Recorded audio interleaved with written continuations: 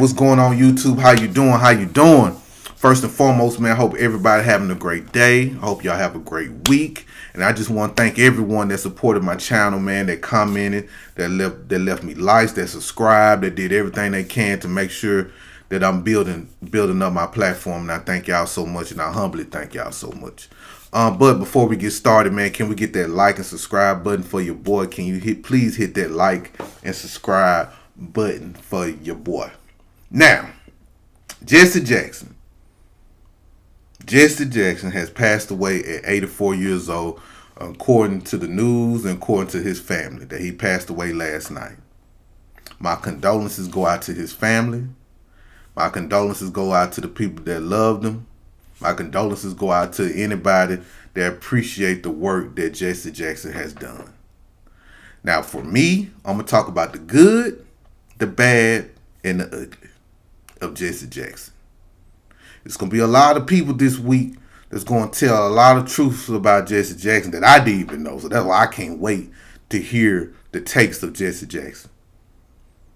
We're going to see it.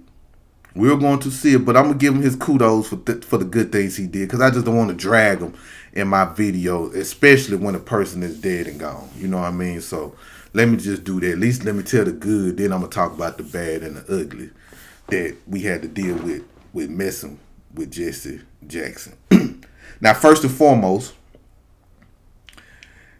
Jessie Jackson led an Operation Breadbasket in the 1960s and 70s, and he founded Operation Push in 1971, which was pressuring corporations to hire black workers, invest in black communities, create jobs, offer franchise and distribution to black entrepreneurs, and end discriminatory practices through boycotts and negotiations, opening thousands of opportunities and helping build black wealth. Now, for my people that was born in the 60s and 70s when this was going on, please let me know, because I'm from Mississippi. I talked to my mom and dad, especially my mom, and she don't know nothing about this. So by her being from Mississippi, I don't know. It just didn't trickle down to us. Did it happen in Chicago or other major cities? So if somebody can educate me on that, that'd be dope. He boosted political power, black political power at that. So his 1984 and 1988 presidential campaign dramatically increased black voter registration, turnout, and participation, giving black voters greater leverage, inspiring future leaders, and paving the way for other strong political forces in politics. So we gotta give him the kudos on that.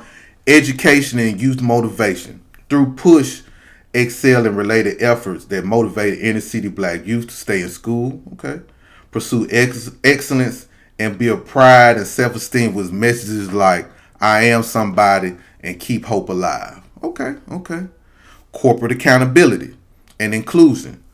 Later initiatives like the Wall Street Project, Rainbow/Push Coalition, push for black representation on boards, diversity in industries like automotive, economic justice, addressing disparities and impacting black Americans. These efforts focus on jobs, economic opportunity, political voice, education, and dignity for black communities, building on Dr. King's legacy into modern times. So that was the good things about Dr. King, about Jessie Jackson that we can hold on to, and people in the comments that help black people. I think it did, especially in the 70s and 80s, man. I remember we had a lot of like black power. Not black power like this, but like black power in certain areas. Even in Jackson, Mississippi, we had a lot of like black grocery stores. We had a lot of black youth programs even when I was coming up. You know, there were even the city. I remember when the city used to give jobs to us when we was young kids also. I remember there was a lot of black men, and especially black men, that had construction contracts, federal contracts coming up. That was in Jackson, Mississippi now. So I can only imagine what y'all was getting in these major cities. You know what I'm saying? So I don't know because of him. I don't know. Educate me on that, okay? So Jesse did a lot of great things, just not only for black people, but he saved some white folks too. I think he saved some white folks in Kuwait or something. I don't know, but I remember back, I think it was in the '90s or early 2000s or something. That I remember I was watching the news and he saved a bunch of white folks that were held hostage. I said, okay, shout out to Jesse. It was some weird stuff. Okay, now I will say this about Jesse Jackson. Now he did stand tall with Louis Farrakhan. Cause y'all remember they were trying to get him to denounce Louis Farrakhan because he was speaking anti-Semitic views about the J people. He did stand 10 toes down and did not speak against Louis Farrakhan during that time. So I gotta salute him on that. Another thing, he did tell the truth about Barack Obama, like saying that like how he talked down to his own people, and there were certain things that he was speaking about Obama that was true during that time. Now, if y'all remember during that time when Obama was running, a lot of black people was hypnotized with Obama, including myself. I was a young buck at the time when Obama was running, and I remember certain disparaging comments that Jesse Jackson had said about Obama, so and a lot of us wasn't feeling it. A lot of us wasn't feeling Jesse Jackson going at Obama like this. So I do remember that. So I will give him that. He did speak out on certain core issues. But anyway, so this is the bad about Jesse Jackson that I didn't like. And that was when he was in the civil rights movement. Now, back in the day, people used to say, Jesse Jackson marched with Martin Luther King, which is true. Jesse Jackson was a part of the civil rights movement, which it was true. But a lot of people that was around him looked at him as a person that viewed himself as overly focused on media attention. And I always wanted a personal spotlight. And there were certain articles that I read that he was kind of semi-jealous that Martin Luther King was getting all this praise, all this spotlight, and the look, you know what I'm saying? Like getting that look all the time. Certain people said that, I remember I talked to this elder. It was like maybe in 2004 or 5 or something. I was in college.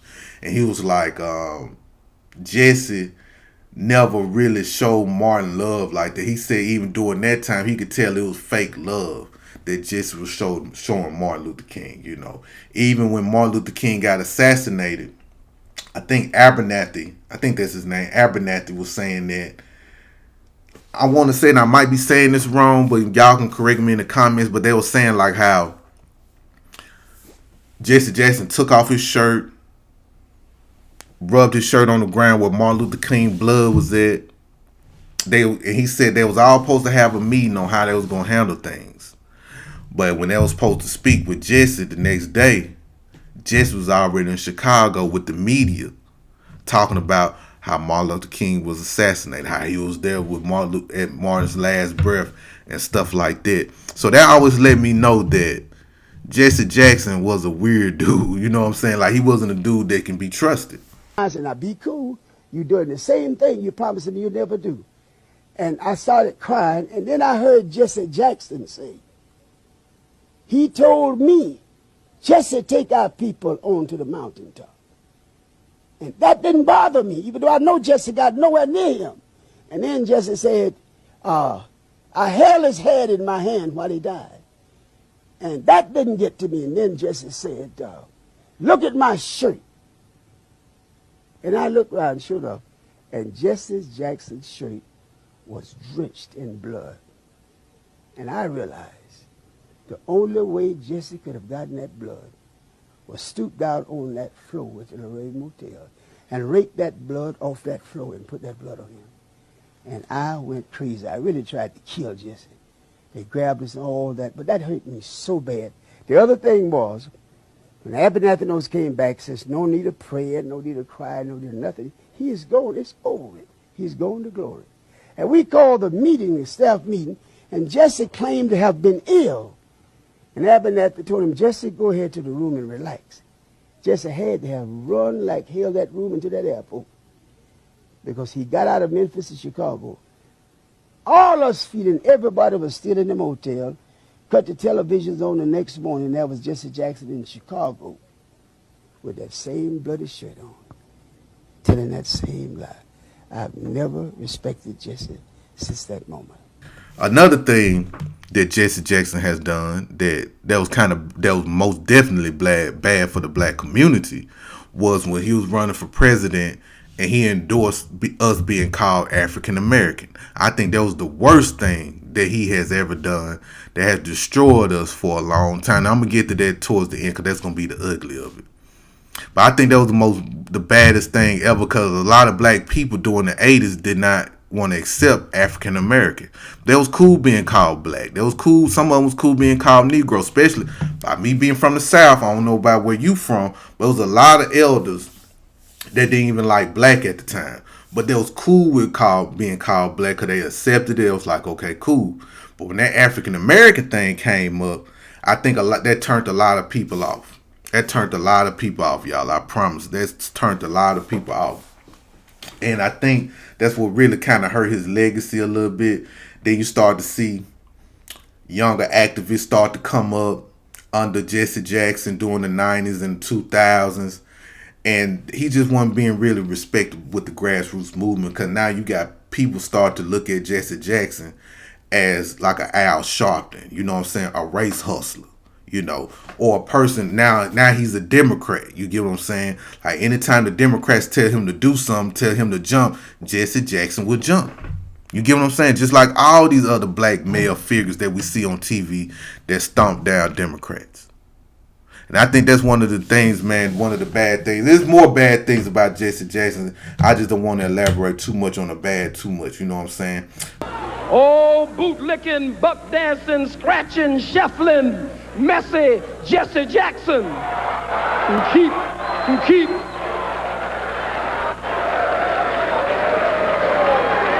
I am a somebody. I am a somebody. Keep hope alive. I am a somebody. I don't rightly know who the hell I am, but I am somebody. Now, the ugly of Jesse Jackson. I know I spoke about this African American thing, and I'm gonna try to elaborate on it a little more. When Jesse Jackson introduced African American or endorsed us black Americans being called African American, a lot of black Americans didn't want that. You know, by me being from Mississippi, at one point in time, you know, there was a lot of black people in Mississippi didn't like the word black, but they accepted it eventually. You know what I'm saying? They liked it. They was cool with it, you know. So when the African American thing came out, nobody didn't like it. My grandma and granddaddy didn't like it. I remember this was in the 80s, man. I remember my dad was like super upset. I'm like, we're not African. We're not continental African, so why are we African? You know? So I think that's one of the things that people didn't like because they felt disconnected from Africa. We don't have a tribe there. And a lot of us didn't wasn't in it. What a lot of us that was here wasn't part of the transatlantic slave trade. I'm not saying there was no Africans in the transatlantic slave trade, but a lot of us was. There was a lot of black people here already before white folks even got here, you know. And I think another thing too, right now, what we dealing with, since we delineating, we see the effects of this, right? We see the effects of this. And African American fits African immigrants, people that are immigrants, they immigrate here, that denounce their land, they come over here, they're African Americans. You get what I'm saying? Like Jamaican Americans, you know. So that's the thing that I just didn't like, man. A lot of us was preferred to be called black, you know what I'm saying? And when Jesse Jackson pushed this term in 1988, we didn't ask for it. We did not ask for it. We just didn't ask for it. And I don't think there was there in the survey, like people in the 80s that's older than me, was there like a survey or anything during that time when African American was being brought to the forefront? Was there a survey? Did they ask any black Americans or anybody like that? You know what I'm saying? And I think they're just crazy, man. I think they're just crazy. And the sad part about him claiming us, the sad thing about him adding us as African American is this dude a goddamn Indian. He a Cherokee. That's the crazy part about it. You are indigenous to this land, Jesse. And I think, man, that was the worst thing in the world because now we dealing with these funky flip-flop wearing Africans They keep saying that we're African. We telling them that we're not continental Africans. We're not immigrants like you. We're not immigrants like you. Because my mom and daddy used to tell me, like, back in the day when the few Africans they did see when they was in college, they never called us African in the 70s. They never called us Africans in the 70s. Africans knew they was Africans, and Africans knew that we was black, or we was Negro, or we was some colored folks. They knew we wasn't African. It's just crazy, like now in 2026, we fighting to get our identity back. We trying to get African American out the paint. African American has been a detriment to us because it has erased, it's almost erased who we was on this land, who we are on this land, because we claim African American. We damn near forgot who we was, especially during the 90s. I remember back in the 90s where people used to wear African medallions. We used to wear the dashikis. Everybody used to talk about, man, I want to go back to the motherland. The motherland is my home. America is not my home. African American taught us to hate America. I want y'all to think about this. When we start calling ourselves African American and start looking towards Pan-Africanism, we started to hate America. So when we started to hate America, we started to forget some of our history in America. The positives that we have accomplished in America. All because of we chose African American and we pick up the mantle of Pan-Africanism. For almost 30 to 40 years, we done rode that wave. And I think when we started waking up was during the Obama era. After Obama got out of office, after the atrocities that we had seen on TV with the killings of the young black men and women or older black men and women that was done by the police and nothing didn't happen. And when we started to put the pieces together on the people that are not black Americans, that's when we start to see the difference. And that's why a lot of people don't respect Jesse Jackson just like they don't respect Al Sharpton. The last years of Jesse Jackson's life has been confined to a wheelchair, mute, not saying nothing. People speaking for him. A lot of people say they happy he gone. I ain't gonna never say that, because at the end of the day, he's still a foundational black American, but he was just a foundational black American coon / Cherokee Indian. So, give me your thoughts on Jesse Jackson. Give me your thoughts. What you feel about Jesse Jackson. Anything that I miss, let me know. Talk to me in the comment section. And once again, R.I.P. to Jesse Jackson. And this week gonna be a hell of a week, man. We're gonna see some stuff this week, y'all. It's gonna be some folks dragging Jesse Jackson, bro. I ain't lying. They're gonna be dragging his ass this week. But anyway, salute. Y'all have a great week. And I love y'all.